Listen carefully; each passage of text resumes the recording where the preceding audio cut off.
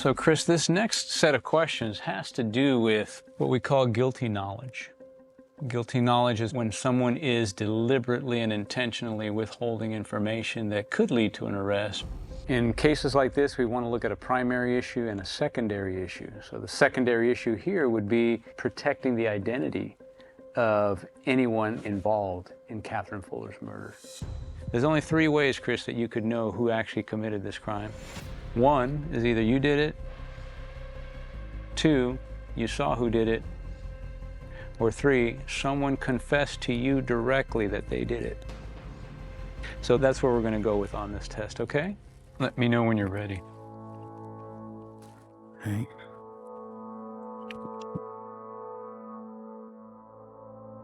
I'm ready. This is going to be a separate second test with separate questions. The test is about to begin. Please remain still.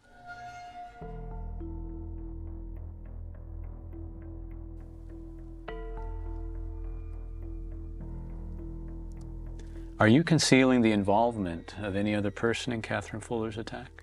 No.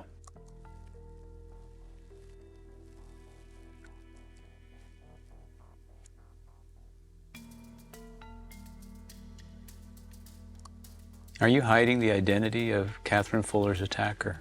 No.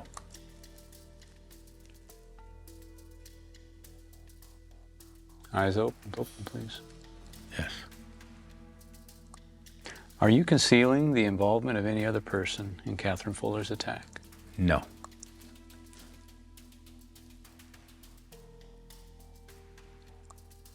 Are you hiding the identity of Catherine Fuller's attacker? No.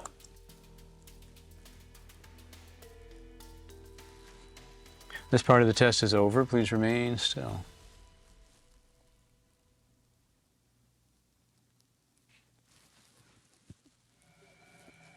Go ahead and recover, please. So I'm gonna have to ask you to keep your eyes open during the test, okay, Chris? Yes. Don't close your eyes like you're trying to meditate or take a nap or anything like that, okay? Okay. Thank you. Better tell him to keep his eyes open. There's pressure attached to this. Yeah, I know. All that Is he stuff that is calm? tight. You're saying what I'm saying. Y'all good. Because if he sits still for 2 seconds, he fall asleep and wake up. Remember your instructions now, okay, Chris, which have always been since we started talking. Sit still, pay attention, tell the truth, okay? Yes. All right. Very good.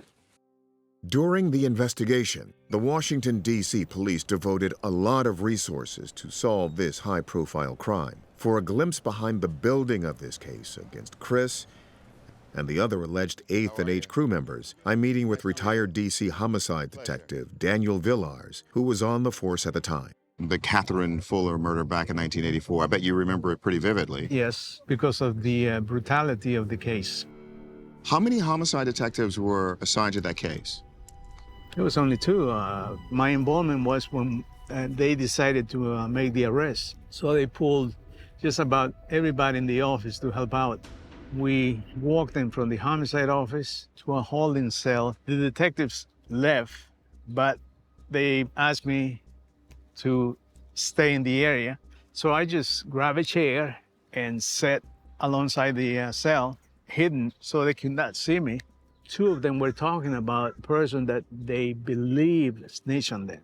So I went back to the office and said, this is what I heard, and I have no idea who the person is. Later on, I was called to testify about what I heard. As you sit here with me today, you believe you testified factually, accurately? I did. My part was limited. Would you understand if Chris or one of the other defendants who sat there in that courtroom and heard you give that testimony, if they believed that it was persuasive to the jury? That I don't know. I really don't know how much impact that little piece of testimony had on this case. Danny, would you mind if Chris is here? Would you mind if I invite him over? Grab a seat. You know this man? Yes, sir. How long's it been since you actually had a moment? 40 years, maybe. If I talked to you 40 years ago, I don't recall talking to you 40 years ago. He had did some paperwork on me. Oh, I did? Yeah. Okay. Yeah. You sure it was me? Yeah. Look much different now, but yeah. Danny testifies at your trial. Yes. What did you testify to? The conversation, I heard two people talking, and they brought up a name thinking that this person is the one that snitched on me. That's it. Did it have an impact in your case, you think? Yes. Tell me why. The juries have already deliberated 7 days. They told the judge they couldn't reach a verdict. And they continued to tell the judge it's close to Christmas. Hey, we ain't been home. We ain't seen our families. The judge was determined that they was going to find a verdict. When they get ready to go back to deliberate, the last thing they asked for is that statement that was submitted by Detective Villa. They attribute the statements to myself and Russell Overton And they come back with guilty verdicts. with guilty verdicts. Honestly, I never realized that my statement has such an impact in this case. I don't blame Detective Villa, but his statement was still crucial. Not until a few years back that I learned details about this case after they appealed their case. That's how I learned they didn't have any evidence.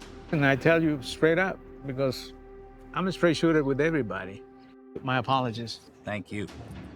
Do you accept that? I most certainly do. People may not understand how you gonna forgive anybody that's involved in the case that's in you, but it's powerful coming from him. You know, people who have been wrongfully convicted, the only thing we ever ask for that we never get is somebody to say, hey man, I apologize, I'm sorry for it.